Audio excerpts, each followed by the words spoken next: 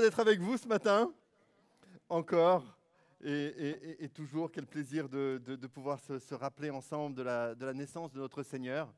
Alors autant parfois, en tant que prédicateur, on peut réfléchir sur quel sujet on va aborder avec l'Église, autant aujourd'hui c'était quand même un peu évident. On aurait pu parler de Pâques, on aurait pu parler de l'Ascension, on aurait pu parler de beaucoup de choses, mais on va ce matin réfléchir ensemble sur que signifie réellement la naissance de Jésus pour nous. Qu'est-ce que la naissance de notre Seigneur signifie pour nous? Alors bien sûr, on ne va pas rentrer dans cette discussion. On sait bien que Jésus n'est pas né à Noël, qu'il n'est pas né le 25 décembre. Mais on sait bien aussi que cette date a été fixée un petit peu plus tard, en tout cas par certains pères de l'Église, pour se souvenir de la naissance de Jésus. Et si Jésus n'est pas forcément né un 25 décembre, Jésus est né. Et c'est ça qui nous réjouit. Et c'est ça qui change finalement notre perspective dans notre quotidien, dans notre manière de voir le monde. Et donc mon message ce matin, c'est simplement que signifie la naissance de Jésus pour nous? Il y a des statistiques qui ont été faites, et elles vont s'afficher maintenant, où on demandait à certaines personnes dans la rue, mais que signifie Noël pour vous? C'est des statistiques qui datent d'il y a quelques années en France, pas en Belgique, mais je pense que les résultats seraient un petit peu les mêmes. Mais que signifie Noël pour vous? On posait cette question aux personnes dans la rue, et donc ils pouvaient donner plusieurs réponses. Et pour 81%, Noël, pour eux, ça signifiait avant tout la famille, et passer des bons moments en famille. Pour 69% d'entre eux, c'était les cadeaux. Voilà, 81% la famille, 69% des cadeaux. Pour près de la moitié, un petit peu plus de la moitié, pour 53%, c'était un bon repas. Et parfois même, c'est un mix de toutes ces choses. C'est un bon repas avec la famille où on offre des cadeaux. Pour 27% d'entre eux, c'était des dépenses. Peut-être qu'ils étaient intéressés par la situation de leur portefeuille ou je ne sais quoi. Et c'est vrai que c'est une période... Évidemment, les cadeaux, les bons repas, ça coûte de l'argent. Et enfin, pour 10% d'entre eux, c'était une corvée, quand même, donc quelque chose de pas agréable. Mais pour 14%, il y a quand même 14% de personnes qui ont relié Noël avec la religion, qui ont relié Noël avec Dieu. Je trouve quand même que c'est une statistique assez parlante. Parce que finalement, on parle souvent de Noël, et j'espère que ici, dans cette salle, il y aurait un petit peu plus de 14% qui arriveraient à relier Noël à Dieu ou à la religion. Mais 14% de personnes uniquement. Ça veut dire que, le calcul est vite fait, pour 86% d'entre eux, Noël, ce n'est pas le Christ. Noël, ce n'est pas la religion. Et encore, quand on dit ces 14%, il faudrait savoir qu'est-ce qu'ils entendent par religion, bien entendu. Mais Noël n'a plus aucun sens, finalement. En tout cas, plus aucun sens. Peu de gens se rappellent de ce que Jésus a fait. Peu de gens se rappellent de l'œuvre de notre Seigneur. Et c'est triste, parce que l'on perd quelque chose d'important. Quelque chose qui est essentiel. Et ce matin, j'aimerais voir avec vous simplement quelques pensées, mais que signifie réellement la naissance de Jésus pour nous? Et j'aimerais le faire à travers un texte que nous avons déjà lu ce matin, à travers le pasteur Éric, mais je pense qu'on va le relire ensemble dans l'évangile de Luc au chapitre 2. Et on lira les 20 premiers versets de Luc au chapitre 2. Et il nous est dit, en ce temps-là parut un édit de l'empereur Auguste qui ordonnait le recensement de tout l'Empire. Ce premier recensement eut lieu pendant que Quirinius était gouverneur de Syrie. Tous allaient se faire inscrire, chacun dans sa ville d'origine. Joseph aussi monta de la Galilée, de la ville de Nazareth, pour se rendre en Judée, dans la ville de David, appelée Bethléem, parce qu'il était de la famille et de la lignée de David. Il y alla pour se faire inscrire avec sa femme, Marie, qui était enceinte. Pendant qu'ils étaient là, le moment où Marie devait accoucher arriva. Et elle mit au monde son fils premier-né. Elle l'enveloppa de lange et le coucha dans une mangeoire, parce qu'il n'y avait pas de place pour eux dans la salle des hôtes. Il y avait, dans la même région, des bergers qui passaient la nuit dans les champs pour garder leurs troupeaux. Un ange du Seigneur leur apparut, et la gloire du Seigneur resplendit autour d'eux. Ils furent saisis d'une grande frayeur. Mais l'ange leur dit, « N'ayez pas peur, car je vous annonce une bonne nouvelle qui sera une source de grande joie pour tout le peuple. Aujourd'hui, dans la ville de David, il vous est né un sauveur, qui est le Messie, le Seigneur. Voici à quel signe vous le reconnaîtrez. Vous trouverez un nouveau-né enveloppé de lange et couché dans une mangeoire. » Et tout à coup, une foule d'anges de l'armée céleste se joignit à l'ange. Ils adressaient des louanges à Dieu et disaient « Gloire à Dieu dans les lieux très hauts, paix sur la terre et bienveillance parmi les hommes. » Lorsque les anges les eurent quittés pour se retourner au ciel, les bergers se dirent les uns aux autres, « Allons jusqu'à Bethléem pour voir ce qui est arrivé, ce que le Seigneur nous a fait connaître. » Ils se dépêchèrent d'y aller et ils trouvèrent Marie et Joseph, ainsi que le nouveau-né couché dans la mangeoire. Après l'avoir vu, ils racontèrent ce qui leur avait été dit au sujet du petit enfant. Tous ceux qui entendirent les bergers furent étonnés de ce qu'ils leur disaient. Marie gardait le souvenir de tout cela et le méditait dans son cœur. Puis les bergers repartirent en célébrant la gloire de Dieu et en adressant des louanges à cause de tout ce qu'ils avaient entendu et vu et qui était conforme à ce qui leur avait été annoncé. Amen. J'ai quand même un petit écho, je ne sais pas si vous l'entendez aussi, mais je l'ai derrière, c'est juste pour le signaler à l'équipe Sono. Et ce matin, j'aimerais simplement voir avec vous que l'histoire de la naissance de Jésus, c'est avant tout l'histoire de notre salut. Il nous est dit ici, à travers les anges qui parlent aux bergers, un sauveur nous est né. Et j'aimerais que nous puissions parler de cela ce matin, que nous puissions ensemble réfléchir à notre salut, ce qu'est le salut, ce que nous apporte le salut, comment nous recevons le salut, en quoi cette venue de Jésus-Christ était tellement importante finalement pour notre salut. La première des choses que l'on peut dire, c'est que le salut a été préparé. Et si le salut a été préparé, c'est parce que nous en avions besoin. Nous avions besoin d'être sauvés. Les anges disent, il vous est né un sauveur. Il vous est né un sauveur. Dans Matthieu au chapitre 1, quand l'ange va voir Marie, il lui dit, tu lui donneras le nom de Jésus. C'est lui qui sauvera son peuple de ses péchés. Nous avions besoin d'être sauvés. C'est quoi le salut? Pourquoi nous avions besoin d'être sauvés? Et sans rentrer trop dans les détails, c'est qu'à un moment, parce que nous sommes pécheurs, parce que nous étions pécheurs, nous avions besoin de quelqu'un qui vienne nous sauver pour que nous soyons réconciliés avec Dieu. Le péché nous séparait de Dieu. Le péché nous séparait de Dieu maintenant, mais aussi pour toute l'éternité.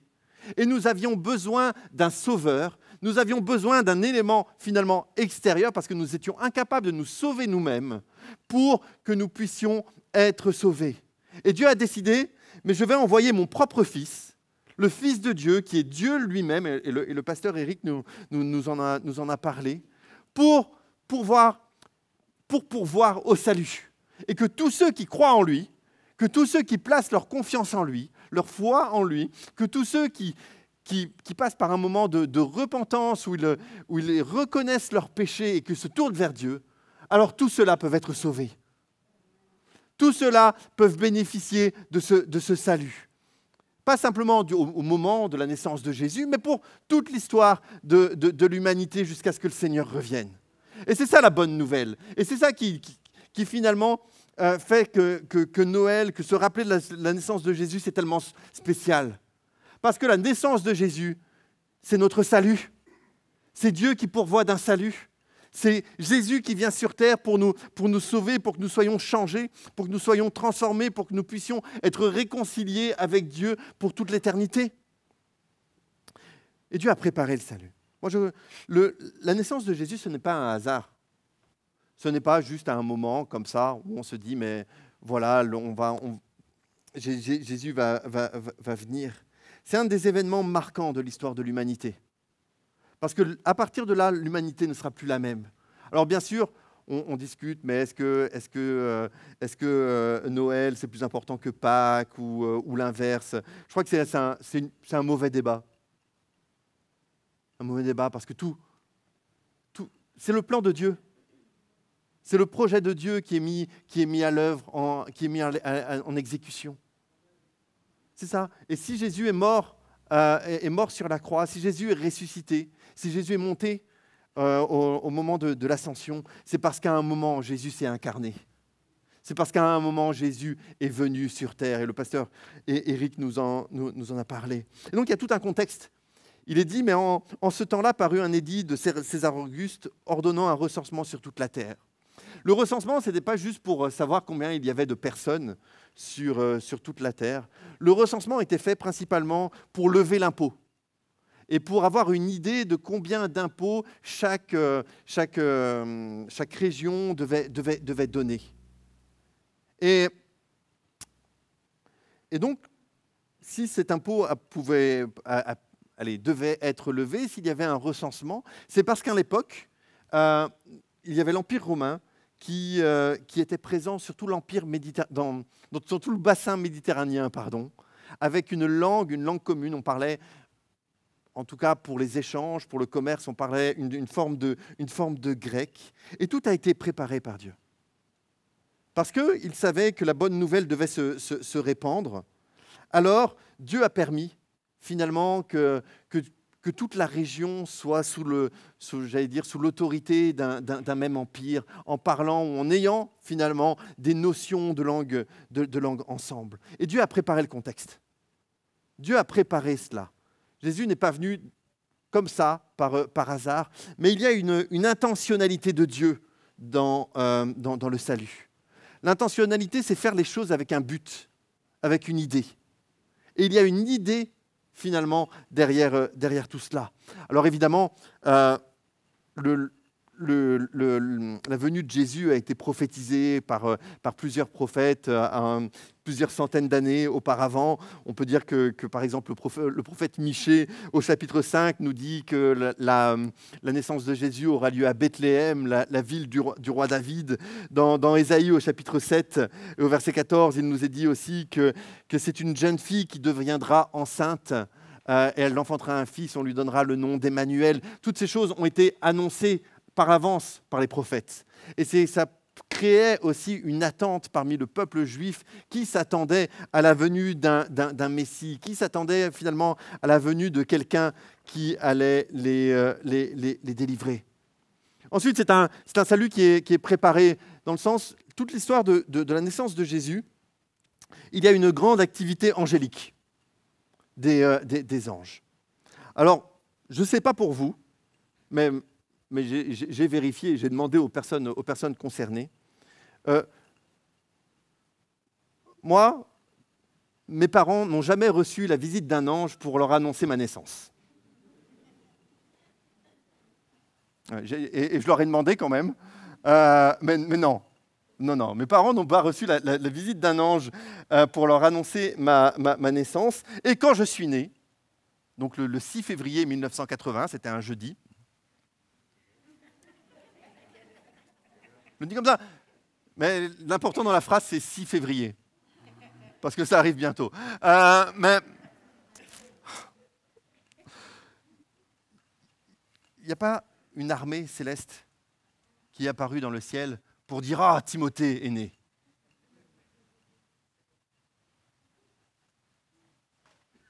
Mais pour Jésus, oui. Pour Jésus, oui. Il y avait quelque chose. Parce que c'est tellement spécial, C'est tellement particulier, le Fils de Dieu qui s'incarne dans un petit enfant. Et donc, oui, un ange rencontre, il rencontre Marie, il rencontre Joseph, Zacharie, les bergers. Il y a toute une série de personnes qui font une rencontre avec les anges. Mais ce que je voulais dire vraiment dans ce premier point, c'est que la venue de Jésus n'est pas un hasard. C'était le projet de Dieu que Jésus vienne pour que nous soyons sauvés. C'était le projet de Dieu que Jésus puisse apporter le salut. J'aime beaucoup ce passage qui va être affiché à l'instant dans le livre de l'Épître aux Galates. Et il est dit, mais lorsque les temps furent accomplis, Dieu a envoyé son Fils, né d'une femme, né sous la loi, afin de racheter ce qui était sous la loi, pour que nous recevions l'adoption. La venue de Jésus, c'est nous avions besoin d'un sauveur, et le Sauveur est venu. Dieu a décidé à ce moment donné, à un moment précis, il y a plus de 2000 ans, qu'il était temps. Il était temps que son Fils vienne sur la terre. Il était temps que le Fils de Dieu, Dieu lui-même, puisse s'incarner pour nous sauver. Alors qu'est-ce que Noël? Et en quoi Noël c'est tellement spécial pour nous? Noël, c'est parce que nous rappelons que le Fils de l'homme est venu chercher et sauver ce qui était perdu. Le Fils de l'homme est venu chercher et sauver ce qui était perdu. Et pour toi, peut-être ce matin, si tu ne le connais pas, si tu ne connais pas personnellement ce Jésus dont je suis en train de parler, c'est aussi pour toi ce matin. Parce que le Fils de l'homme est venu chercher tous ceux qui étaient perdus. Il est venu avec cette idée, cette volonté de sauver tous ceux qui étaient perdus. Et nous l'étions tous. Et nous l'étions tous, jusqu'à ce qu'à un moment, nous puissions rencontrer notre Sauveur personnellement. Et puis, il y a quelque chose d'assez particulier dans cette annonce du salut. Où les anges vont apparaître aux bergers. Il est dit, il y avait dans cette même contrée des bergers qui passaient dans les champs les veilles de la nuit pour garder leurs troupeaux. C'est assez intéressant puisque à l'époque, les bergers, c'était une condition sociale assez basse. Ils étaient considérés un peu à la marge de la société.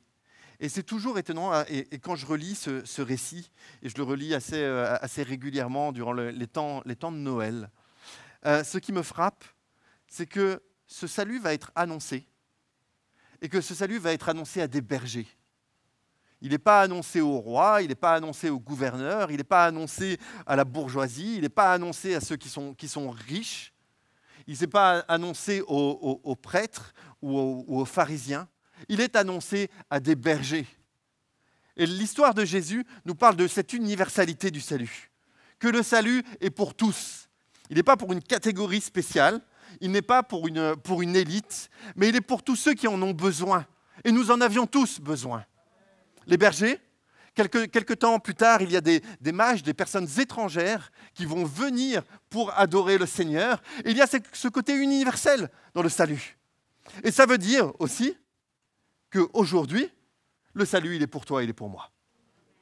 Le salut, il est pour toi et il est pour moi. Que tu sois grand, que tu sois petit, que tu sois un homme, que tu sois une femme, que tu sois de n'importe quelle couleur, de n'importe quelle origine, de n'importe quelle classe sociale, quel que soit ton niveau d'éducation, le salut est pour nous. Et il est pour nous tous aujourd'hui. Quelle joie! Quelle joie! Ce sera pour le peuple un sujet d'une grande joie, parce que c'est une bonne nouvelle. C'est une bonne nouvelle. Si nous nous rappelons de Noël, c'est une bonne nouvelle. J'étais frappé dans ces statistiques, et même si on ne sait pas trop ce que l'on peut mettre dans ces 14% qui ont conscience que Noël, ça a un rapport avec la religion, il y a quand même 86% de personnes qui, pour eux, ce n'est pas une bonne nouvelle. Ils ne le savent pas. Moi, j'aime les bonnes nouvelles. J'aime quand on m'annonce des mariages, des naissances, et plein d'autres choses ainsi. C'est une bonne nouvelle. Je vous annonce une bonne nouvelle. Les anges ici n'annoncent pas le jugement. Le jugement viendra. C'est évident. Mais pendant ce temps que nous vivons, il y a la bonne nouvelle de Jésus-Christ. Jésus est venu. Vous n'aurez pas de meilleure nouvelle aujourd'hui. Vous n'aurez pas de meilleure nouvelle demain. Vous n'aurez pas de meilleure nouvelle jamais. Parce que Jésus est venu. Et il est venu chercher et sauver ce qui était perdu. Ce qui était étonnant aussi, quand les bergers vont à Bethléem et qu'ils rencontrent l'enfant Jésus, il est dit, tous ceux qui les entendirent furent dans l'étonnement de ce que leur disaient les bergers. Alors bien sûr, ils font une rencontre avec des anges, et ça devait être assez impressionnant. Ça devait être vraiment quelque chose de spécial, avec ces anges qui sont là, et ces anges qui finalement annonce cette venue de Jésus. Ça devait être quelque chose de vraiment de fort. En plus, il devait faire bien nuit noire et avec cette splendeur finalement que les bergers ont pu voir. Ils arrivent et ils racontent leur histoire. Ils racontent ce qu'ils ont vécu. Ils racontent cette rencontre. Je crois profondément que Noël, c'est le temps de raconter. Noël, c'est le temps de partager. Et principalement, et c'est quelque chose qui revient souvent quand on lit l'Ancien Testament, mais aussi le Nouveau, il y a un partage qui doit se faire des parents aux enfants. Et j'aimerais vous encourager. Chacun d'entre vous, ici, qui êtes parents, quel que soit l'âge de vos enfants, partagez cette bonne nouvelle. N'hésitez pas, relisez ces textes avec vos enfants, et on l'a fait en famille il y a 2 jours, parce que c'est une bonne nouvelle à partager. Mais allons plus loin. Partagez aussi cette bonne nouvelle à ceux qui ne l'ont pas. Si vous faites partie de ces 14%, il y a 86%, donc il y a du monde, hein? Parce que c'est une bonne nouvelle. Vraiment, c'est quelque chose dans le monde dans lequel nous vivons, avec tellement de mauvaises nouvelles, et on pourrait en citer plein. Je crois qu'il y a de la place pour que les hommes et les femmes entendent ce que notre Seigneur a fait. Que nous dit l'évangile de Jean au chapitre 3 et au verset 16, passage très connu, peut-être l'un des passages les plus connus de la parole. « Car Dieu a tant aimé le monde qu'il a donné son Fils unique, afin que quiconque croit en lui ne périsse point, mais qu'il ait la vie éternelle. » Il a donné son Fils unique. Le temps que nous vivons, la naissance de Jésus, nous nous rappelons qu'il a donné son Fils unique, et que ça, c'est une bonne nouvelle. Vraiment, c'est une excellente nouvelle. Enfin, ce matin, ce qui m'a quelques mots encore sur quelque chose qui m'étonne encore aujourd'hui. Quand je relis l'évangile de Luc, et particulièrement le début de l'évangile de Luc, on dit que le début de l'évangile de Luc, c'est un morceau de la parole où on trouve beaucoup de moments de louange et où on voit les uns et les autres louer le Seigneur. Il y a plusieurs cantiques que l'on retrouve dans les premiers chapitres de Luc. Et je suis étonné parce qu'on peut louer le Seigneur pour beaucoup de choses, mais il y a une chose qui revient, et qui revient dans la bouche des personnes qui disent cela, que ce soit, on va voir Marie, Zacharie ou Siméon. Il y a cette louange pour le salut. Quand Marie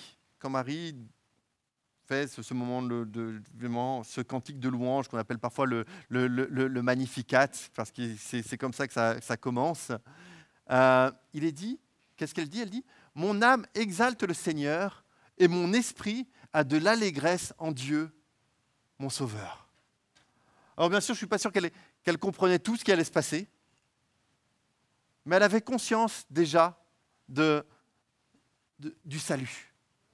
Il y avait quelque chose que Dieu allait faire et que Dieu allait pourvoir au salut. Quelques versets plus loin, on trouve le cantique de Zacharie. Je vous laisse relire toute l'histoire. Et que dit Zacharie? Zacharie nous dit « Béni soit le Seigneur, le Dieu d'Israël, de ce qu'il a visité et racheté son peuple et nous a procuré un plein salut. » Il nous a procuré un plein salut. Dieu, le Dieu d'Israël, a visité et racheté son peuple et il nous a procuré le salut. Siméon, encore au moment de la présentation de notre Seigneur, nous dit « Maintenant, Seigneur, tu laisses ton serviteur s'en aller en paix selon ta parole, car mes yeux ont vu ton salut, salut que tu as préparé devant tous les peuples, lumière pour éclairer les nations et gloire d'Israël, ton peuple. » Le salut, encore et toujours.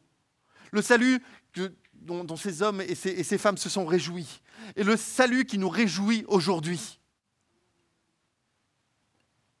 Il y a un moment dans notre vie où nous avons rencontré le Seigneur. Mais si nous l'avons vraiment rencontré, alors la louange est dans notre cœur. Alors, si nous comprenons ce que Jésus a fait pour nous, alors la louange monte de notre cœur. Parce qu'il y a quelque chose que Jésus a fait, que lui seul était capable de faire. Et nous le louons, et nous l'adorons. Et nous nous réjouissons déjà de notre salut. Et allons un petit peu plus loin, et c'est le passage qui vient de s'afficher. On a parlé beaucoup de trône, et ça m'a interpellé quand le pasteur Eric nous en a parlé il y a quelques semaines par rapport au trône. Qu'est-ce qu'il nous est dit dans ce passage de l'Apocalypse au chapitre 7, et à partir du verset 9, et où Jean parle finalement de ses visions. Et il nous dit « Après cela, j'ai vu, et voici une foule immense que nul ne pouvait dénombrer, une foule de toutes nations, tribus, peuples et langues. Ils se tenaient debout devant le trône et devant l'agneau, vêtus de robes blanches avec des palmes à la main. Et ils s'écriaient d'une voix forte « Le salut appartient à notre Dieu qui siège sur le trône et à l'agneau. » Tous les anges se tenaient debout autour du trône, autour des anciens et des 4 êtres vivants. Se jetant devant le trône, face contre terre, ils se prosternèrent devant Dieu. Et ils disaient « Amen, louange, gloire, sagesse et action de grâce, honneur, puissance et force à notre Dieu pour le siècle des siècles.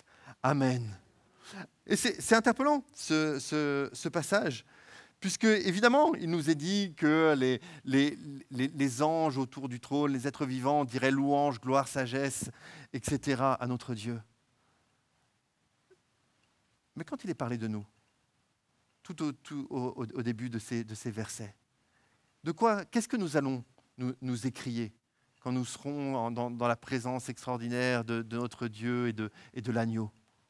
Le salut appartient à notre Dieu qui siège sur le trône et à l'agneau.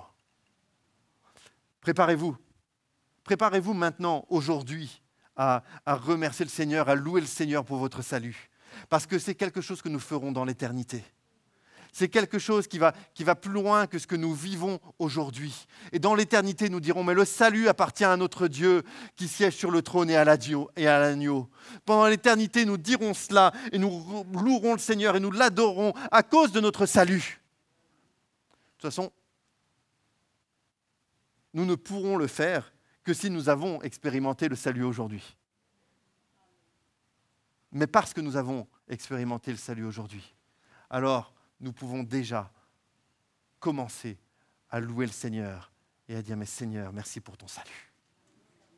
Louange à toi pour ton salut. » Alors que nous vivons ce temps de Noël, que nous nous rappelons de la naissance de Jésus, que la louange soit dans notre cœur, que la louange monte de notre cœur. Si dans ton cœur, durant ce temps de Noël, il y a plus de place pour les cadeaux, pour le repas, pour les temps que tu vas passer en famille, que pour la louange du Seigneur, alors il y a quelque chose qui ne va pas. Alors je n'ai rien du tout contre ces temps de famille, les repas, les choses comme ça. Comprenez-moi bien, et on se réjouit ensemble aussi en famille durant ces temps. Mais n'oublions pas que la louange revient à notre Seigneur pour le salut qu'il nous a offert. Les anges, et c'est par cela que je vais conclure ce matin, les anges disent, mais c'est qu'aujourd'hui, dans la ville de David, il vous est né un sauveur qui est le Christ, le Seigneur. Alors que faire aujourd'hui ? Je pense qu'aujourd'hui, c'est encore jour du salut. Et si tu ne connais pas Jésus, c'est le moment aussi aujourd'hui de pouvoir t'approcher de lui. C'est le moment de placer ta confiance en lui et ta foi en lui. Et si tu ne sais pas comment faire, et si tu as l'impression que c'est un peu difficile ou du chinois ou quoi que ce soit, mais n'hésite pas à en parler à un des responsables ou peut-être à la personne avec qui tu es venu ce matin. Mais c'est important. C'est aujourd'hui aussi jour du salut. Et je t'invite vraiment que ce temps de Noël, ce soit pas simplement un temps où tu entendes parler de Jésus, mais que ce soit un temps où tu rencontres Jésus.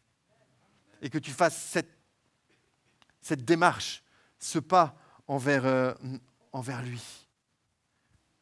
C'est le temps aussi d'annoncer le salut. Quelle opportunité incroyable. Alors on peut être contre Noël, dire que c'est une fête qui est devenue commerciale, etc., etc. Mais quelle opportunité pour nous. Mais quelle opportunité de dire, oui, mais Noël, c'est plus que ça. Alors bien sûr, on passe des bons moments et c'est évident, mais Noël, c'est plus que ça. Comme les bergers ont annoncé ce qu'ils avaient vu, ce qu'ils avaient vécu, Noël, c'est le moment de dire qu'est-ce que tu as vécu. Le moment de dire, mais je connais le vrai sens de Noël. Je connais la réelle signification de Noël. Je sais que le Fils de Dieu est venu nous chercher et nous sauver.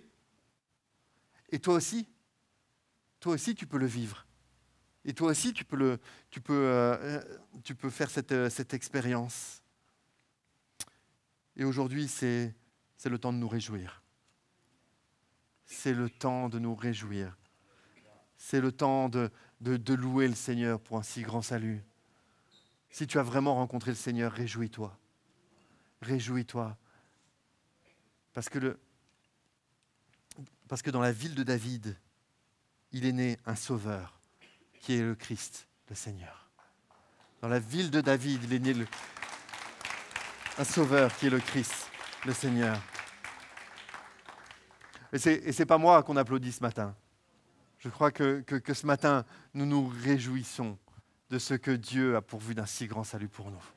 Nous nous réjouissons de ce que Jésus est venu, il est venu s'incarner et qu'il est venu pour mourir sur la croix pour nos péchés et qu'il est ressuscité et qu'il est maintenant auprès du Père. Nous nous réjouissons de ce si grand salut. Il nous est né un sauveur qui est le Christ, notre Seigneur. Prions ensemble ce matin. Seigneur, merci pour ta parole. Merci pour ta venue sur terre, tout simplement. Nous ne voulons pas, Seigneur,